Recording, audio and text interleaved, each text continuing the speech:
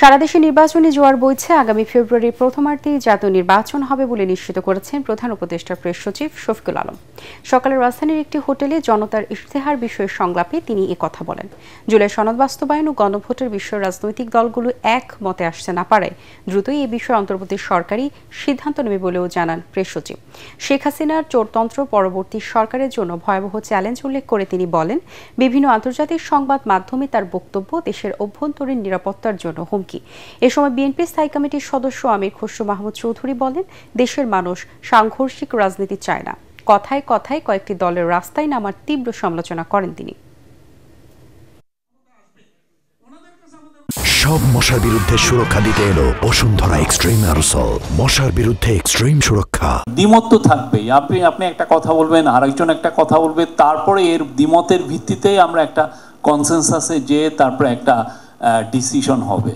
তো এখন যদি পলিটিক্যাল পার্টিগুলো ডিসিশন না নিতে পারে, সেক্ষেত্রে ইন্টারিম গভর্নমেন্টের উপর যেই অর্পিত দায়িত্ব, সেই দায়িত্ব অনুসারে তারা তাদের একটা ডিসিশন নেবে, যাতে করে ইলেকশন রিলেটেড কোনো ধরনের কোনো অনিশ্চয়তা যাতে না থাকে। ইলেকশনের জোয়ার সব জায়গায় এসছে এবং নিশ্চিত থাকেন যে একটা সুন্দর ইলেকশন বাংলাদেশে আসছে। ফায়ার সার্ভিসের ৮টি ইউনিটের ১.৫ ঘণ্টার চেষ্টা নিয়ন্ত্রণে এসেছে গাজীপুরের টঙ্গীতে তোলার গুদামের আগুন। এতে ব্যাপক ক্ষয়ক্ষতির আশঙ্কা করা হচ্ছে।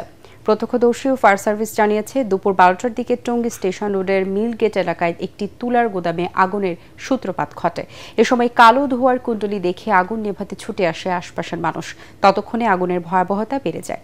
খবর পেয়ে প্রথমে টঙ্গী ফায়ার সার্ভিসের ৪টি ইউনিট ঘটনাস্থলে পৌঁছে আগুন নিয়ন্ত্রণে কাজ শুরু করে। পরে তাদের সাথে যোগ হয় আরও ৮টি ইউনিট। প্রাথমিকভাবে ধারণা করা হচ্ছে বৈদ্যুতিক শর্ট সার্কিট থেকে আগুনের সূত্রপাত। ৩ দফা দাবিতে আজ থেকে আবারও লাগাতার অবস্থান কর্মসূচিতে নেমেছেন সরকারি প্রাথমিক বিদ্যালয়ের সহকারী শিক্ষকরা। সকালে কেন্দ্রীয় শহীদ মিনারে অবস্থান নিয়ে তারা এই কর্মসূচি শুরু করেছেন।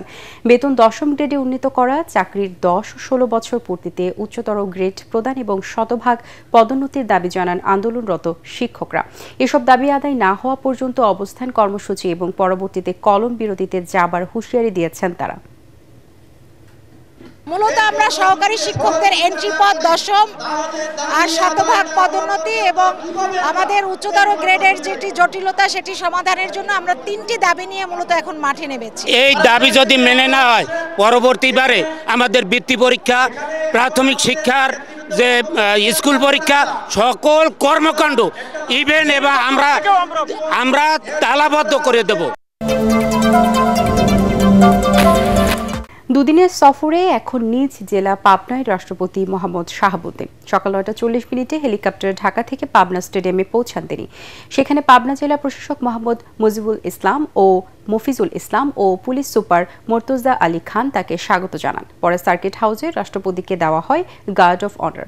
বেলা ১১টায় পাবনা সদরের আরিফপুর কবরস্থানে মা বাবার কবর জিয়ারত করেন তিনি। এরপর শহরের কালাচাঁদপাড়ার জুবলি ট্যাঙ্ক এলাকার নিজ বাড়িতে যান রাষ্ট্রপতি মোহাম্মদ শাহাবুদ্দিন। সার্কিট হাউসে রাত্রি যাপন শেষে আগামীকাল সকালে তার ঢাকায় ফেরার কথা রয়েছে। সরকারি কার্যক্রম বন্ধ থাকায় যুক্তরাষ্ট্রে একদিনেই ৫,০০০-এরও বেশি ফ্লাইট বাতিল ও কিছু ফ্লাইট বিলম্বিত হয়েছে। ট্রাম্প প্রশাসনের শাটডাউনের কারণে স্থানীয় সময় শুক্রবার যুক্তরাষ্ট্রের উড়োজাহাজ চলাচলে এমন বিঘ্ন ঘটেছে। সরকারি কর্মী ও সংকটের কারণে উড়োজাহাজ সংস্থাগুলো শুক্রবার কমপক্ষে ৪০টি গুরুত্বপূর্ণ বিমানবন্দরের ফ্লাইট বাতিল করেছে। এর মধ্যে নিউ ইয়র্ক, লস অ্যাঞ্জেলেসে, শিকাগো, ওয়াশিংটন ডিসির মতো বড় শহরও রয়েছে। বিবিসির এক প্রতিবেদনে জানানো হয়েছে, ওয়াশিংটনের রেগান বিমানবন্দরের ফ্লাইটগুলো গড়ে ২৪০ মিনিট দেরিতে এসে পৌঁছাচ্ছে। যুক্তরাষ্ট্রের পরিবহন মন্ত্রী সিন ডেফি জানান, কেবল ৪% ফ্লাইট বাতিল হয়েছে। পরিস্থিতি এমন থাকলে আগামী সপ্তাহে 10% ফ্লাইট বাতিল হতে পারে। আমেরিকান, সাউথওয়েস্ট ও ডেল্টার মতো বড় বিমান সংস্থাগুলো বিবৃতিতে জানিয়েছে, যাত্রীদের অসুবিধার কারণে অর্থ ফেরত এবং বিনামূল্যে ফ্লাইট বদলের সুযোগ দিচ্ছেন তারা।